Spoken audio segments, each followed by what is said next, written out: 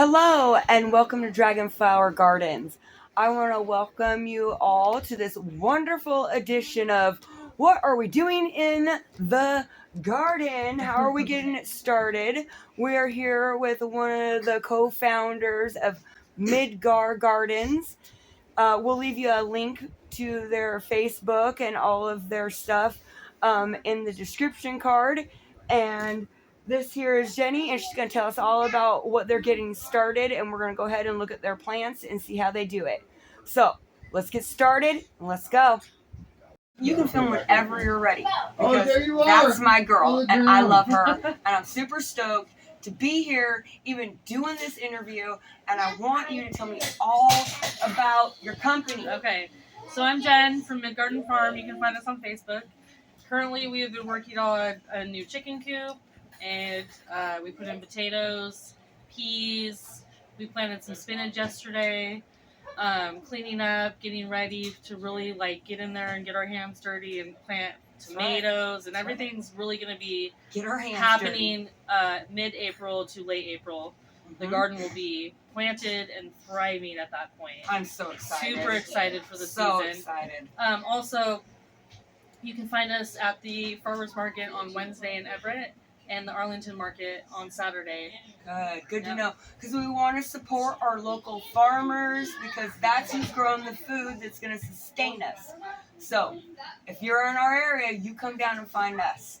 So, tell me, what do you got growing over here? What is with the lights? What do you got working? So this is my new lighting system. They come in a pack of 8. They're 4 feet long, and they're over 5,000 lumens, and they produce a lot of heat for these plants. My shelving system, I raised it up so that every shelf is a little bit different height. So as my plants grow, I can move them the distance away that they need to be from the light system, so that they get that good light, that heat that they need, and stay healthy. So when you have your plants just starting to germinate, like this example right here, come closer to me.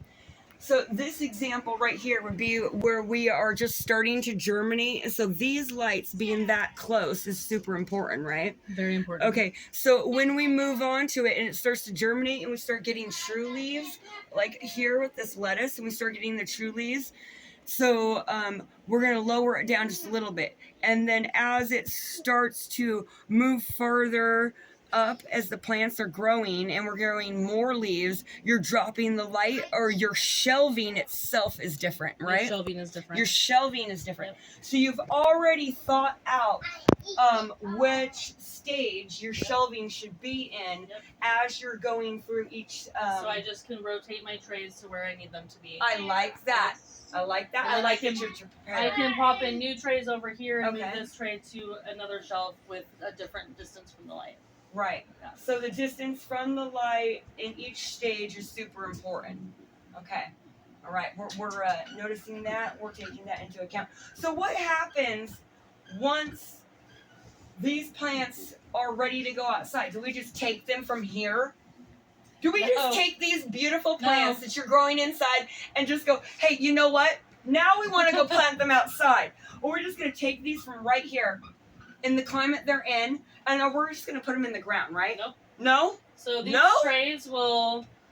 So I'll start with my older plants, and I will take them to my front porch, and I will acclimate them to the weather, so they'll get an hour, and then they'll come in, and then they'll get a few hours, and then they'll come in.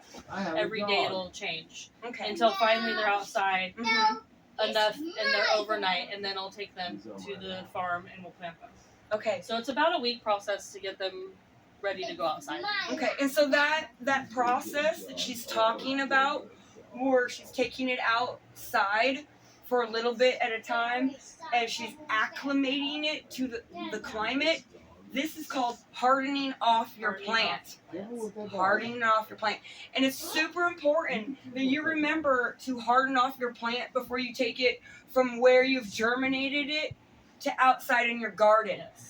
Because it is acclimated to this, the heat, the light, and how you're staging it down. So if you don't harden off your plant, the success rate isn't as high as you want it to be. So we take it outside and we acclimate it to that climate that you're going to take it out to. So we have a better success rate of growing food. Yep. Yeah? Yep. Yeah, let's start at the top. What do you got up here? What do you got planted? This right here is one of my new trays. It's called a Windstrip tray, and it's growing 2 different types of kale. The courtesy of the Never Sink Farm is where I got this tray from. So we have kale, and then this is the paper pot system. Oopsies.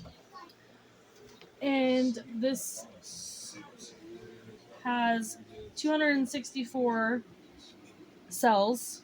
This is the first tray that I ever did of this system. It's called Paper Pot. 250. 264 cells. 264 cells, Yep. and it's called Paper Pot? Paper Pot system, yeah. Paper Pot system. And so this was the first tray that I ever planted in. So you can see we have a little bit of no germination. Mm-hmm. And so this was my test tray. Test tray. My test tray to see how it Oh, works. looks like it turned out pretty good. And then over here is another Windstrip tray. Windstrip. And we have bok choy, napa cabbage, broccoli, and cauliflower growing. So you got a lot of brassicas in Yep. here. Yay for brassicas. Yep. Oh, they're doing real good. So the one thing that I like about the Windstrip tray is that it allows for airflow and good circulation. Because Mm-hmm. it has these extra holes in the middle to create more of area around the plant. And then that will cut down on like fungus, Yep. root fungus. Then I just uppotted these a couple days ago. These are peppers. These are paprika peppers. Paprika. And these are poblano. How do you say it? Poblano. Poblano. And then I also have some artichoke in here. Ooh, artichoke. Yum. These are peppers. It's kind of a mix. So Peppers. we got bell peppers, jalapeno, which are non-spicy jalapenos. Yeah, yum. Habanada, which are non-spicy habanero. Pimento. And sugar peach. Sugar peach. Well, that just sounds delicious. I like peppers. Yeah. I love peppers. I like them stuffed. They were great for like appetizers. These are my jalapenos. So I have 2 trays of 50. 2 trays of 50 jalapenos. Nice. Mm-hmm. Nice. Look at those. Those are so beautiful. Here I have Anaheim. Amaheims. Yeah. And then I have 3. These are dark Korean peppers. Dark Korean. And then the rest are cayenne. Cayenne. Yes. Good. So these I just uppotted, so they're still getting established in their new pots. Excellent. So you just took them out of So cells I and put them in the other mass-sowed ones? them like this. I sowed my peppers in a pot like this mass sowed them. Okay. with like 50 seeds. And then when they get big enough, I take them out of this pot and I put them in a pot by themselves like this. Okay. All right. I love it. That's a good system. Mixed tray. I got some bunching onions in here. Yeah, they're doing good. Look at that. That's Yep. beautiful. Some bunching onions. Look at then- that. I just planted some more tomato plants. So Yes. they haven't started growing yet. Well, we'll give them their germination period. And these are all tomatoes. They're gonna Oh, get. wow. They actually need to get uppotted today. Okay, so got a little work to do today. Yep. Those are looking nice, though. Look at that. Look at And that. then Those are great. This What do is, we got up here? Oh, it just germinated and everything, too. Oh, wow. This is another paper pot system, Paper pot system.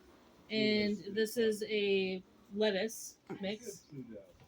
So we'll be planting that in the next couple weeks. That's good to hear. And then We have- like to hear that you're planting lettuce, considering we've been having some shortages on that.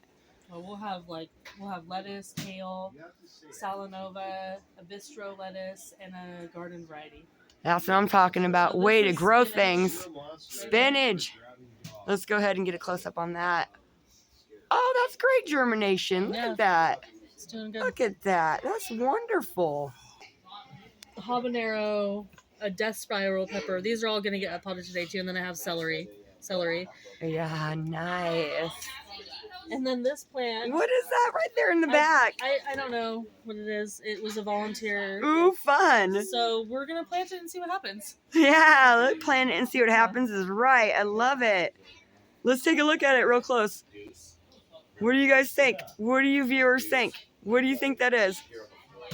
What do you think this volunteer is? Is that looking like a flower to you? Do you guys think that might be a flower?